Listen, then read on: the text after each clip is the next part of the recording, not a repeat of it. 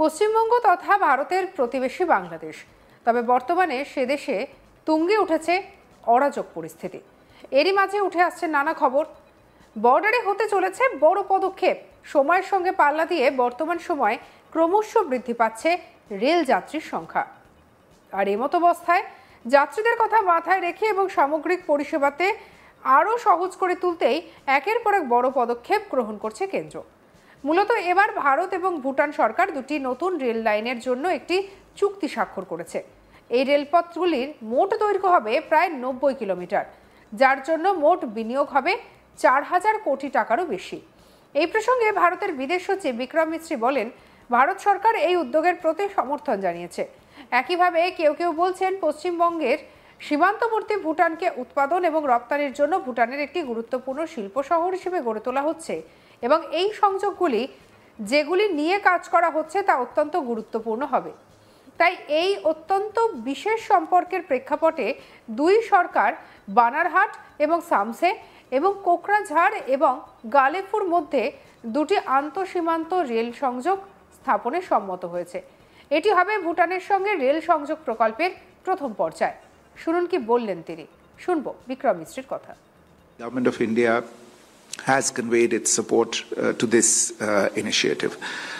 Similarly, Samse, which borders West Bengal, is being developed as an important industrial town in Bhutan for manufacturing and export. And these links that are being worked on will be critical for enhancing cargo and passenger movement. So it is in this context of this very, very special relationship that the two governments have agreed to establish two cross-border rail links between Banarhat and Samse and Kokrajhar and Gelefu. This will be the first set of rail connectivity projects with Bhutan. The memorandum of understanding for this connectivity was actually signed during the visit of the Prime Minister to Bhutan that I mentioned a short while ago last year, the one that took place last year. And this MOU will be formally signed later today in New Delhi on the occasion of the visit of the Bhutanese Foreign Secretary to New Delhi. এই প্রকল্পের জন্য সেতু, রাস্তা এবং ওভারব্রিজের মঞ্জুরি মিলেছে। সেক্ষেত্রে বলে রাখা দরকার, এই প্রকল্পের মধ্যে রয়েছে দুটি বড় সেতু, 29টি প্রধান সেতু, 65টি ছোট সেতু এবং একটি রোড ওভারব্রিজ, 39টি রোড আন্ডারব্রিজ এবং দুটি 11 মিটার দীর্ঘ ভায়াড্রাফট। এগুলি কঠিন ভৌগোলিক পরিস্থিতিতেও রেল সফরকে নিরাপদ এবং সহজ করে তুলবে। এই প্রসঙ্গে বিদেশ সচিব বিক্রম মিশ্রি প্রকল্পটির বিস্তারিত বিবরণ দিতে গিয়ে বলেন যে, ভারত এবং ভুটানের মধ্যে রেল সংযোগ স্থাপন একটি নতুন বড় উদ্যোগ হিসেবে বিবেচনা করা হবে। ভারত এবং ভুটানের মধ্যে এটি আস্থা এবং পারস্পরিক শ্রদ্ধা এবং বোঝাপড়ার সম্পর্ক, যেটি সাংস্কৃতিক এবং সভ্যতাগত বন্ধন, জনগণের সঙ্গে জনগণের বিস্তৃত যোগাযোগ এবং আমাদের যৌথ উন্নয়নমূলক এবং নিরাপত্তার স্বার্থের ওপর ভিত্তি করে তৈরি হয়েছে। তিনি আরও জানান, এই সম্পর্কগুলি সর্বোচ্চ স্তরে অত্যন্ত ঘনিষ্ঠ যোগাযোগের মাধ্যমে প্রতিফলিত হয়।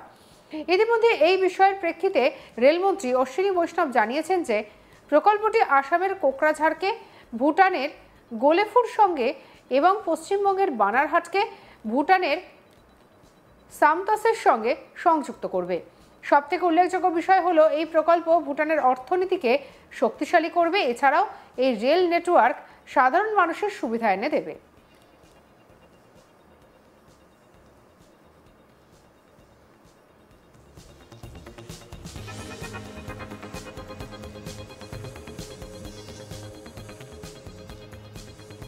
উল্লেখ্য, 2024 সালের মার্চ মাসে যখন প্রধানমন্ত্রী নরেন্দ্র মোদী ভুটান সফরে গিয়েছিলেন, তখন তাকে অর্ডার অফ দ্য ড্রুক ইয়েলপো সম্মানে ভূষিত করা হয়েছিল, আর সেটি ভুটানের সর্বোচ্চ বেসামরিক সম্মান। অন্যদিকে ভুটানের রাজা এবং ভুটানের প্রধানমন্ত্রীও নিয়মিত ভারতে আসেন। ভুটানের রাজা চলতি বছরে মহাকুম্ভে অংশগ্রহণের জন্য ভারতে এসেছিলেন এবং ভুটানের প্রধানমন্ত্রী মাত্র কয়েক সপ্তাহ আগে রাজগিরে ভুটানি মন্দিরের প্রাণ প্রতিষ্ঠায় অংশগ্রহণ করেন। উল্লেখ্য যে, ভারত সরকার ভুটানের উন্নয়নমূলক সহায়তার ক্ষেত্রে বড় ভূমিকা পালন করে এবং ওই দেশের আধুনিকীকরণে, বিশেষ করে দেশের পরিকাঠামো এবং সামগ্রিক অর্থনৈতিক উন্নয়নের ক্ষেত্রে গুরুত্বপূর্ণ ভূমিকা পালন করে। সেক্ষেত্রে নতুন এই রেলপথ চালু হলে উভয় দেশের মানুষের আরও অনেক বেশি উপকার হবে বলেই আশা করা হচ্ছে।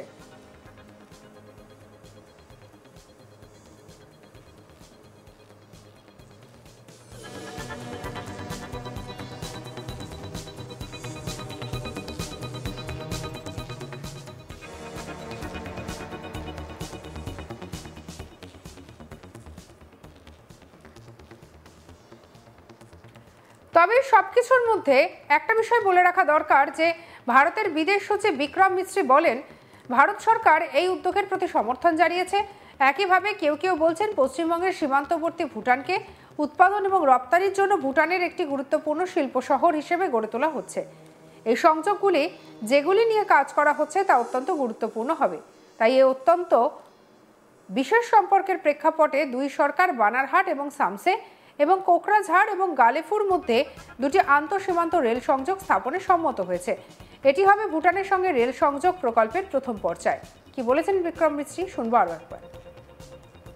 Government of India has conveyed its support to this initiative.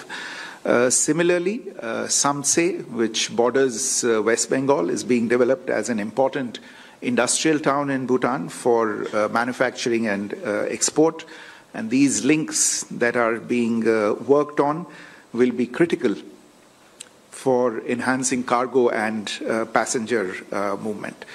So it is in this context of this very, very special relationship that the two governments have agreed to establish two cross-border rail links between Banarhat and Samse and Kokrajhar and Gelefu. This will be the first set of rail connectivity projects with Bhutan. The memorandum of understanding for this connectivity was actually signed during the visit of the Prime Minister to Bhutan that I mentioned a short while ago last year, the one that took place last year.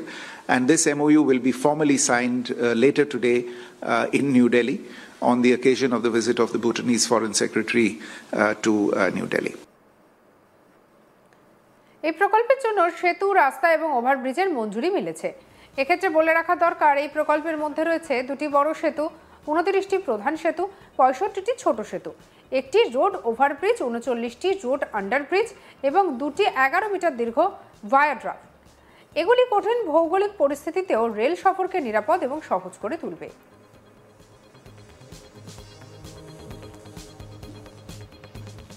এই প্রসঙ্গে বিদেশ সচিব বিক্রম মিস্ত্রি প্রকল্পটির বিস্তারিত বিবরণ দিতে গিয়ে বলেন ভারত এবং ভুটানের মধ্যে রেল যোগাযোগ স্থাপন একটি নতুন বড় উদ্যোগ হিসেবেই বিবেচিত হবে।